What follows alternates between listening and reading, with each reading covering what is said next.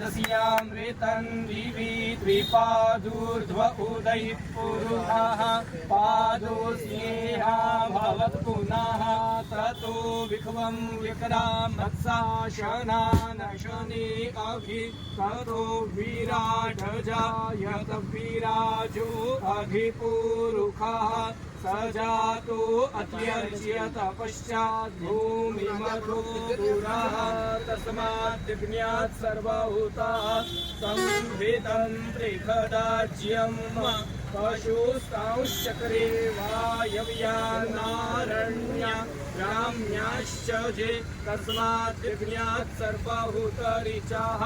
सामानि यज्ञीरे छन्दांसि यज्ञीरे तस्माद्यजुस्तस्मादजायत तस्मादश्वा अजायन्त जे केशो भयादतः गावोः जगदीरे तस्माज्जाता अजावयाः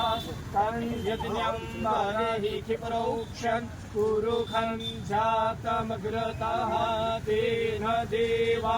आयजन्त साध्या ऋषयश्च जे जत्पुरुखं यदधुः प्रतिधाव्यकल्पयन्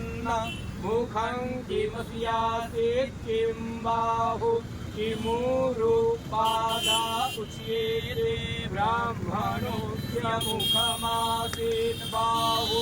राजन्यः कृतः उरुदस्य जगवैश्यः पदभ्याघुशूद्रो अजायत चन्द्रमा मनसो जातश्चक्षुः सूर्यो अजायत श्रोत्राद्वायुश्च प्राणश्च मुखादग्निरजायत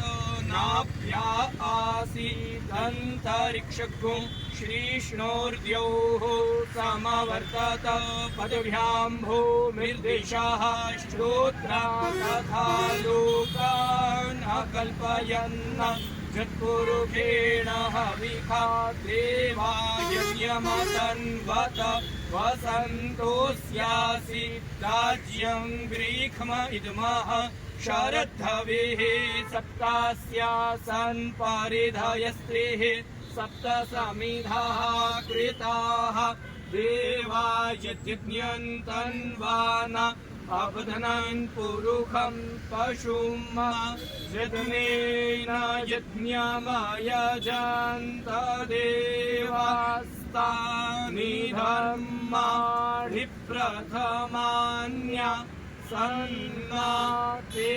हनाकं महिमानः सचन्त जतरपूर्वे साध्याः शान्तिदेवाः। जगन्नाथ भगवान की जय, सुभद्रा देवी की जय, बलदेव जी भगवान की जय, जगन्नाथ धाम की जय।